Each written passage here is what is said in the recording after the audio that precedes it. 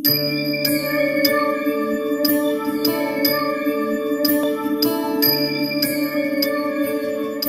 கொண்ட அம்மன் ஆன்மீக நேயர்களே வணக்கம். நான் உங்கள் அறிமுக ஜோதிடர் வெங்கடேஸ்வரன். இப்ப நம்ம எதை பத்தி பார்க்க போறோம்னா சுக்கிர பெயர்ச்சியை பத்தி பார்க்க போறோம். அது ஏன் சுக்கிர பெயர்ச்சி? இந்த மாதம் முழுவதும், இன்னும் சொல்ல போனா வருட பிறப்பு வரம் வர அளவுக்கு சுக்கிரன் மீன ராசியிலே சஞ்சரிக்க போகிறார். ஆனாலும் வக்ரமும் வக்ரமற்ற தன்மையும் 2 நிலையிலையும் அவர் சஞ்சரிப்பார். அப்படி சஞ்சரிக்கும் போதுல எந்த மாதிரியான நற்பலன்கள் வரப்போகுது? அதுவும் இல்லாம சுக்கிரன்கிறவர் யாரு? ஆடம்பர தேவைகள், அருள் மிகுந்த வாழ்க்கை, பொருள் மிகுந்த வாழ்க்கை, செல்வம், செல்வாக்கு, அதே மாதிரி கம்பீரமான தோற்றம், அதிகாரமான தோற்றம் இல்ல, கம்பீரமா அப்படியே கெத்தா வந்து நிக்கிறத பத்தி எல்லாம் நிறைய விஷயங்களை கொடுக்கறது சுக்கிரன் தான். அதே மாதிரி திருமண ஆசைகள், காதல் வயப்பட வைக்கிறது. அதுவும் இல்லாம தேவையில்லாத ஆசைகள், அபில ஆசைகள், அதாவது எக்ஸ்ட்ரா அப்படிங்கிற மாதிரி உள்ள தன்மைகளை கொடுக்குற அனைத்து விஷயங்களும் சுக்கிரனுக்கே பொருந்தும். அப்படிப்பட்ட சுக்கிரன் ஒரு நீண்ட காலம் மீனராசியிலே சஞ்சரிக்கிறனால எத்தன்மையில நமக்கு வாய்ப்புகள் கிடைக்க போகுது, எந்த மாதிரி சூழ்நிலைகள்ல எந்த மாதிரி வாய்ப்புகள் கிடைக்க போகுது அப்படிங்கிறத பத்தி தான் பார்க்க போறோம். இப்ப வாங்க 12 ராசிக்கும் சுக்கிர பெயர்ச்சி எப்படி இருக்க போகுது அப்படிங்கிறத பார்ப்போம். மிதுன ராசி அன்பர்களே, இந்த சுக்கிர பெயர்ச்சியானது உங்க ராசிக்கு 10ஆம் இடத்துல இருந்து நடக்குது. அதுவும் மார்ச் மாசம் 2ஆம் தேதிக்கு அப்புறம் சுக்கிரன் 10ஆம் இடத்துல வக்ரமும் ஆகுது. அப்ப என்ன அர்த்தம்? கொடுக்கல் வாங்கல் துறையில இருக்கிறவங்க, நகைக்கடை வச்சிருக்கிறவங்க, அது இல்லாம டெக்ஸ்டைல் ரிலேட்டடா இருக்கிறவங்க, ஃபேஷன் டிசைனிங்ல இருக்கிறவங்க, அழகு சாதன துறையில இருக்கிறவங்க, அழகு சாதன உற்பத்தி செய்யறவங்க தான் ரொம்ப முக்கியம்.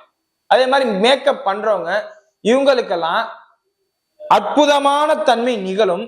அட் த சேம் டைம் வக்ரம் ஆகும் போது திடீர்னு இழப்பும், ஜிவ்னு ஏறும், டக்குன்னு கீழே தள்ளி விட்டுரும். ஏன்?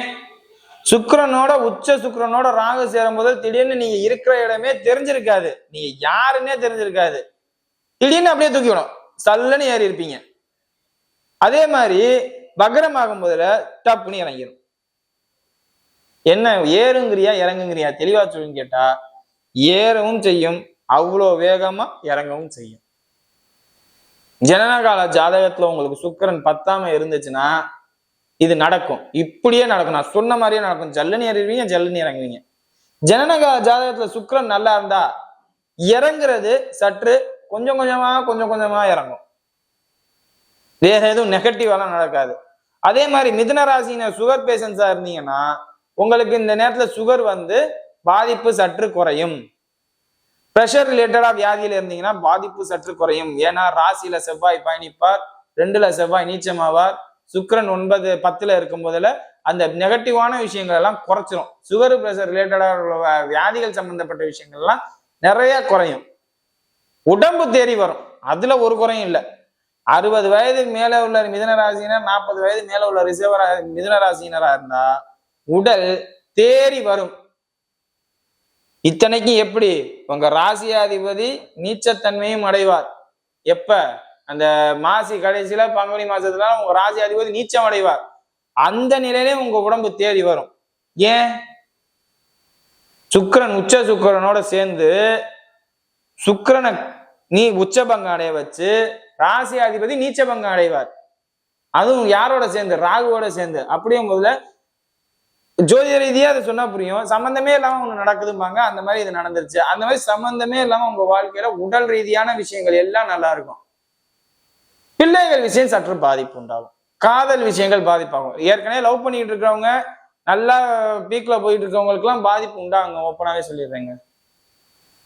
புதன் எப்ப பயிற்சியாகி மீனத்துக்குள்ள வர்றாரோ அப்ப காதல் அமைப்பு பாதிப்பு நிச்சயம் உண்டாகும்.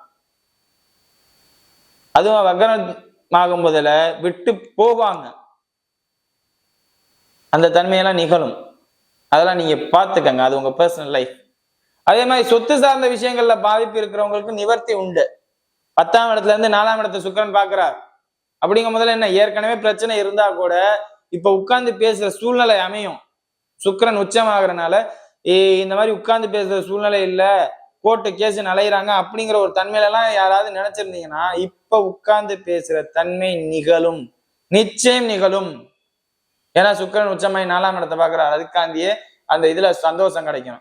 அதே மாதிரி வண்டி வாகனம் விஷயங்கள்ல செகண்ட்ஸ் தான் வாங்குவீங்க, அதுவும் ஒரு ரிச்சான பைக்கா வாங்குவீங்க. இந்த இன்டர்மீடியட்டா வண்டி வாகனத்தை வாங்கி வைக்கிறீங்க பாத்தீங்களா, உங்களுக்கு இது ஒரு அற்புதமான நேரங்க. தொழில் ஸ்தானத்துல உங்களுக்கு ஒரு சூப்பரா இருக்கும். இதை சொல்ல பார்த்துட்டேன் பாத்தீங்களா, உங்களுக்கு எந்த சர்க்கிளுமே இல்லாம இருக்காது. அதாவது மற்றவங்களுக்கெல்லாம் கூட அப்ஸ் அண்ட் டவுன்ஸ் இருக்கும். இந்த வண்டி வாங்கி விற்கிறவங்க இருக்கிறாங்க பாத்தீங்களா, அவங்களுக்கு அதுவும் செகண்ட்ஸ் வண்டி அவங்களுக்கு சூப்பரா இருக்கும். புது வண்டியை கூட வாங்கி விற்கிறவங்களுக்கு அப்ஸ் அண்ட் டவுன்ஸ் நடக்கும். ஆனா செகண்ட்ஸ்லயே வண்டி வாங்குறாங்க பாத்தீங்களா, சயின்ஸ்ல வாங்கி சயின்ஸ்லயே விற்பாங்க பாத்தீங்களா, அவங்களுக்கு இது ஒரு சூப்பர் நேரம். பாதிப்பே இருக்காது, நீட்டா வரும். 4ஆம் இடத்துல கேது வந்து உச்ச சுக்கரன் பார்க்கும்போது ஜங்குன்னு நடக்கும், எல்லாம் அப்படியே ஸ்பீடா போகும், ஸ்மூத்தா இருக்கும். அதே மாதிரி பிள்ளைகள் விஷயத்துல நல்ல உங்களுக்கு நட்பேறு கிடைக்கும். வக்ர நிவர்த்தி, வக்ரமாகும் போதுல சற்று கவனம். பிள்ளைகளால் உங்களுக்கு பேரு. இப்போ உங்க பசங்க 10th படிச்சுட்டு இருப்பாங்க, அவங்களுக்கு ரிசல்ட் வரும், அவங்களால உங்களுக்கு பேரு கிடைக்கும். 12th படிச்சுட்டு இருப்பாங்க, அவங்களால உங்களுக்கு கஷ்டப்பட்டு படிச்சது நானு, பேர் வாங்குறது நீயா அப்படின்னு உங்க வீட்டுல உங்க பிள்ளைகளே கேட்பாங்க. அந்த மாதிரி தன்மை நிகழும். ஏன்னா 10ஆம் இடத்துல புதன் வரும்போது நீச்சம், அந்த நீச்ச பங்கத்தை கொடுக்கும்போது சுக்கிரன் உச்சம். பிள்ளைகள் உங்களுக்கு உச்ச தன்மையை கொடுக்கிறார். அதே மாதிரி அவங்க கஷ்டப்பட்டு படிச்சது வெளியில யாருமே சொல்ல மாட்டாங்க. இன்னார் பையன் வந்து வாங்கிட்டான், இன்னார் பொண்ணு வந்து வாங்கிட்டாங்க அப்படின்னு உங்க பேரை சொல்லி பெருமையை கொண்டாடுவாங்க. அது சார்ந்த விஷயங்களும் நடக்கும். இந்த மாதிரி பற்பல விஷயங்கள் தொழில் ரீதியாகவும் உங்களுக்கு வந்து இந்த மாதிரி சம்பந்தமே இல்லாம யாரோ ஒருத்தர் கஷ்டப்பட்டிருப்பாங்க, நீங்க அதுக்கு பலன் நினைச்சிட்டு போற தன்மையில நிகழும். ராகுவோட சேர்றதுனால அந்த மாதிரிதான் மேக்சிமம் நடக்கும். எல்லாமே யாரோ ஒருத்தர் கஷ்டப்பட்டிருப்பாங்க, நீங்க அதுக்கு பலன் அனுபவிச்சுட்டு போற மாதிரி இருக்கும். உடல் நிலை தேறி வரும். அதுக்கப்புறம் வந்து பார்த்தோம்னா தாயாருடைய உடல்நிலையிலே பாதிப்பு இருந்துச்சுன்னா அது தேறி வரும். அதே மாதிரி திருமண அமைப்பும் நல்லா இருக்கு. திருமண அமைப்பை பொறுத்தவரை நான் இப்ப சொல்றதோட ராசிக்கு குரு வந்துடட்டும். இப்ப திருமண அமைப்புல இருக்கு, நான் மேரேஜ் பண்ற தன்மையில இருக்கேன் சார் அப்படின்னீங்கன்னா ராசிக்கு குரு வந்துடட்டும். ராசிக்கு குரு வந்ததுக்கு அப்புறம் எதுவும் பண்ணலாம். இல்ல நான் ஆல்ரெடி மேரேஜ் பண்ணிட்டேன் சார் அப்படின்னா ஒன்றும் பாதிப்பு இல்லை. மனைவியின் உடல்நிலை பாதிக்கும், இல்ல உங்க உடல்நிலை சற்று பாதிப்பு தன்மை நிகழும். காரணம் 7ஆம் அதிபதியும் 10ஆம் அதிபதியும் ராசிக்கு 12ல, அதுவும் 10ஆம் அதிபதியும் 12ஆம் அதிபதியும் பரிவர்த்தனை அடைஞ்சனால சற்று மருத்துவ செலவு உண்டாகும். இல்லாட்டி தொழிலுக்காண்டி வெளியில போற தன்மை, தொழில் சார்ந்த விஷயத்துக்காக ஊரை விட்டு ஊரை ஷிஃப்ட் ஆவீங்க. ஊர் இங்கேதான் இருக்கும், தொழிலுக்காண்டி நீங்க வந்து உங்க மனைவியை பிரிவீங்க, தொழிலுக்காக உங்க ஊரை பிரிவீங்க. இந்த தன்மை நிகழும். இது ஒரு பாதிப்பு இல்லை, பெரிய அளவுக்கு பாதிப்பு இல்லை. நம்ம வருமானத்தை தேடி போறோம்னா பிரச்சனை இல்லை, வேற எதையும் தேடி போனாதான் தப்பு. இதெல்லாம் நீங்க தான் பாத்துக்கணும். இப்ப வாங்க நட்சத்திர ரீதியான பலன்களை பார்ப்போம். மிருகசீரிஷ நட்சத்திரக்காரர்கள், மிருகசீரிஷ நட்சத்திரக்காரர்களுக்கு பார்த்தோம்னா இந்த சுக்கிர பயிற்சி உண்மையிலே ஒரு நல்ல பயிற்சி தான். திருமண அமைப்பு இருந்தா செய்யலாம், தாராளமா செய்யலாம். இப்பதான் கொஞ்ச நேரத்துக்கு முன்னாடி திருமண அமைப்பு வேண்டாம்னு சொன்னேன். மிருகசீரிஷ நட்சத்திரக்காரர்கள் செய்யலாம்.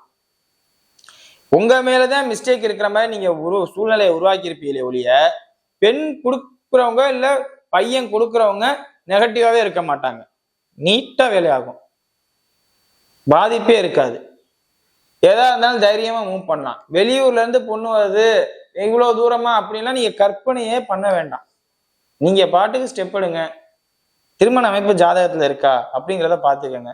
அதுக்கப்புறம் ஸ்டெப் ஜக்குன்னு வேலையை பாருங்க. இதுல வந்து லேட் பண்ண உங்களுக்கு தான் பாதிப்பே ஒழிய வேற யாருக்கும் இல்லை. மற்றபடி புத்திர பாக்கியமா இருக்கட்டும், மற்ற எல்லா விஷயங்களுமே சாதகமா இருக்கு. திருமண அமைப்பு மிதுன ராசியில மிருகசீரிஷ நட்சத்திரக்காரர்களுக்கு நல்லா இருக்கு, பாதிப்பு இல்லாம இருக்கு. ரொம்ப மனசை போட்டு குழப்பிக்காம தொழில் இல்லையே, வருமானம் இல்லையே, அப்படி இல்லையே, இப்படி இல்லையே நினைச்சு திருமணம் சார்ந்த விஷயங்களை காலதாமதப்படுத்த வேண்டாம். சரிங்களா? அடுத்தது திருவாதிர நட்சத்திரக்காரங்க. திருவாதிர நட்சத்திரக்காரங்கள தான் யார் சேர்றாரு? சுக்கிரன், உச்ச சுக்கிரன் சேர்றாரு. அப்படின்னா என்ன? காதல் சார்ந்த அமைப்பு, பிள்ளைகள் சார்ந்த அமைப்பு, இதெல்லாம் டாப்ல இருக்கும். அதே மாதிரி நீட் எக்ஸாம் எழுதுறவங்களா இருந்தா உங்களுக்கு எல்லாம் நல்ல மார்க் ஸ்கோர் பண்ணுவீங்க, வாய்ப்பே இல்லை, அந்த அளவுக்கு சூப்பரா இருக்கும். அதாவது ஸ்கூலிங் காலேஜ் இந்த மாதிரி இருக்கிற பசங்களுக்கு ஒரு அற்புதமான நேரம். திருமணம் வயதில் இருக்கிறவங்களுக்கு கூட நல்லா இருக்கும். திருமணம் ஆனவங்க மட்டும் மனைவியை விட்டு சற்று பிரிகிற நேரமோ, இல்ல அந்த மருத்துவ செலவோ, இல்ல தொழிலுக்காண்டி வெளியில போற தன்மையோ நிகழும். மத்த எல்லாம் நல்லா இருக்கும், ஆடம்பரமா சௌக்கியமா இருக்கணும்னு நினைப்பீங்க. ஏன்னா உச்ச சுக்கிரன்ல உங்க நட்சத்திராதிபதியோட சேர்றது. உச்ச சுக்கிரன் சேர்ந்தா என்ன நடக்கும்? நமக்கு என்னடா ஜாலியா இருக்கணும் அப்படிங்கிற ஒரு மைண்ட் செட் உங்களுக்கு உருவாகும். நிறைய திருமண நிகழ்வுகள்ல நீங்க கலந்துக்குவீங்க. திருமணம் சார்ந்த விஷயங்கள், சுப நிகழ்ச்சிகள், இல்ல நகை வாங்க போறேன், இந்த மாதிரி தன்மைகள்லாம் நிகழும். ஒண்ணு ஜனனகால ஜாதகம் நல்லா இருந்தா எல்லாம் நீங்களே பண்ணுவீங்க, உங்களுக்கே நடக்கும். ஜனனகால ஜாதகம் பத்தாம இருந்தா யாருக்கோ ஒருத்தருக்கு நகை வாங்கி கொடுப்பீங்க, யாருக்கோ ஒருத்தர் திருமணம் நடத்தி வைப்பீங்க. இந்த மாதிரி தன்மை நிகழும். மற்றபடி எல்லாமே சூப்பரா இருக்கு. மேக்சிமம் இந்த ஜுவல்ஸ் ரிலேட்டடா உங்களுக்கு எதுவும் தொழில் அமைஞ்சிச்சுன்னா அதை ஸ்டெப் எடுக்கலாம்.